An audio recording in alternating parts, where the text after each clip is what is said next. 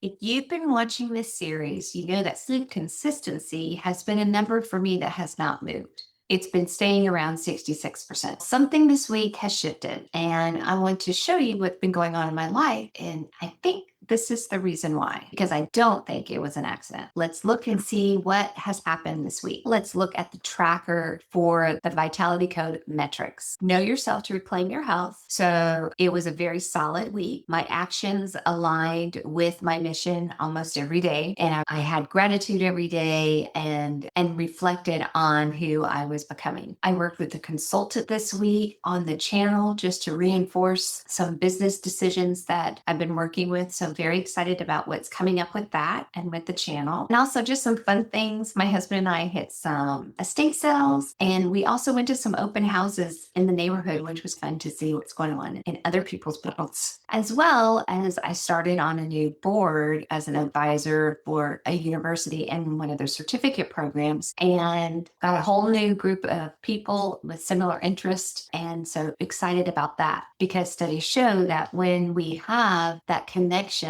with our why and knowing that this particular advisory board role involved with my why, that connection, it works in your brain. It reflects on who I am becoming and the creativity in the workplace. So it's all ties together. Key number 2, move it to improve it. I got my steps in almost every single day. Did some weights this week, did my official pull up this week, and did a few walks as well. But at least I got the deep rest in. So deep rest to fill your vest. Under key 4, the eat smart to stay sharp, I made some sourdough bread. However, I think I can do a lot more that's very purposeful with my protein intake, as well as making sure I'm getting my omegas and my nuts and my leafy greens. My stay stable to stay capable, my hormone replacement therapy, I'm just evened out because of my protocol for that. I'm doing that. I did not get any HBOT sessions in this week. And for me, that's one thing that I have on my protocol that most people don't. My alcohol definitely needs some looking at this week. There was an abundance towards the end of the week.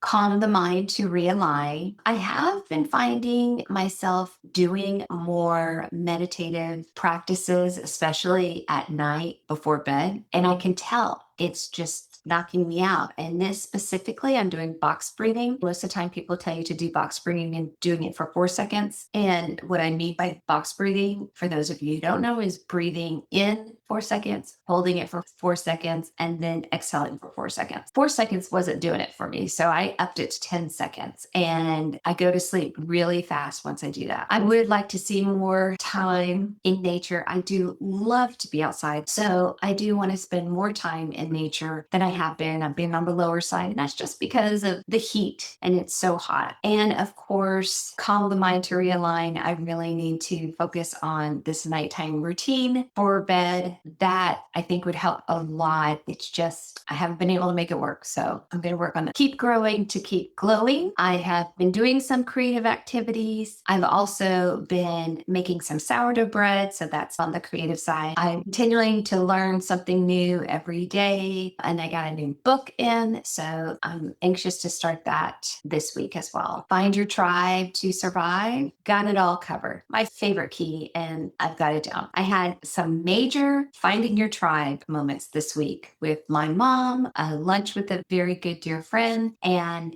dinner and drinks with another couple that are our new friends. So really got all of that good connection time in. So my gaps in the Vitality Code tracker are stay stable to stay capable with the HBOT oxygen chamber therapy, and calm the mind to realign. I think we can always do more there, and me specifically with my wind down routine at night. So let's start with the whoop data. First of all, I'm holding steady at aging less than my chronological age. My pace of aging is still in the negative 0.01. Last week it was 0.02, but I'm in the negative, so I'm good with that. My HRV went up 37% from last week, 31% from last week. It started at Monday at 55, peaked on Tuesday, came down Thursday, bounced a little bit back up on Friday, and Sunday dropped to 29. So that Saturday drop really tells a story. And that was the night that we stayed up late. We went out with another couple. We had dinner and drinks very much out of our norm, which makes last night's sleep not good at all. And we will talk about that later. Whoop flagged my HRV coefficient of variation, 31 to 32% this week. Whoop flagged it, meaning the variation was bouncing around way more than usual. High variation of HRV means that my nervous system was not as steady as it could be. So this is something that I need to watch for next week. We want high and stable variation. So mine was high, but it wasn't on the stable part. My resting heart rate was up 3% this week. My restorative sleep rocked. Every night I hit REM and deep sleep. So that is amazing. It's the first time I think in this study that has happened. And my sleep consistency was up to 74%. This is a number that I've been trying to work with, and I finally got it to happen. Sleep efficiency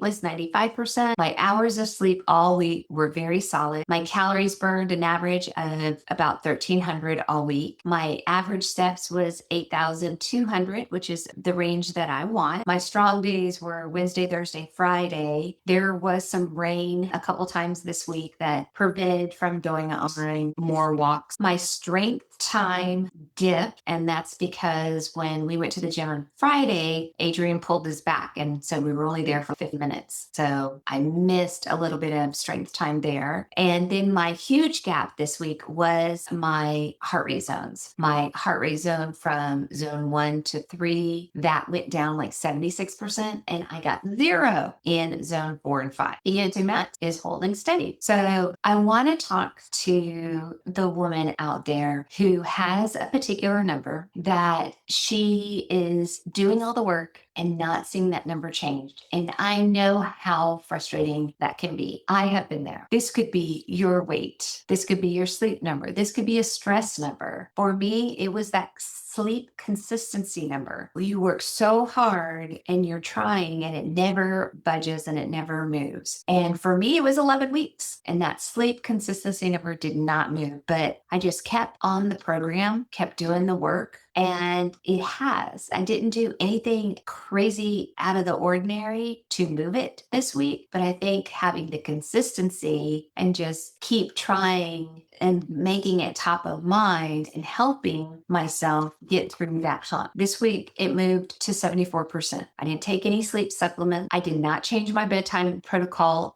although I should have. What I did have was a quieter week. You saw that there were not as many cardio minutes produced this week. There was rain, so the rain kept us home this week. I did quiet things like spend time with mom, go in the kitchen and do some baking. We hung around the neighborhood with the open houses that happened this week. All of these things helped relax my nervous system. And when your nervous system relaxes, sleep follows. It's not a sleep hack, but it is biology telling you that my connection time, that my purpose with this new board appointment, and slowing down are recovery tools as powerful as protocol. And then this week, my focus key that happened was deep rest to feel your best. And my deep sleep and REM numbers were off the charts this week. If you haven't seen any deep sleep videos that I have, deep sleep is super important. It's when your lymphatic system clears out and cleans up. You have amyloid plaque proteins and tau proteins that are cleaned out during this time. And some systems in our brain can't work unless we're in REM deep sleep. So it's very important to have that. And this week I hit all of those numbers. So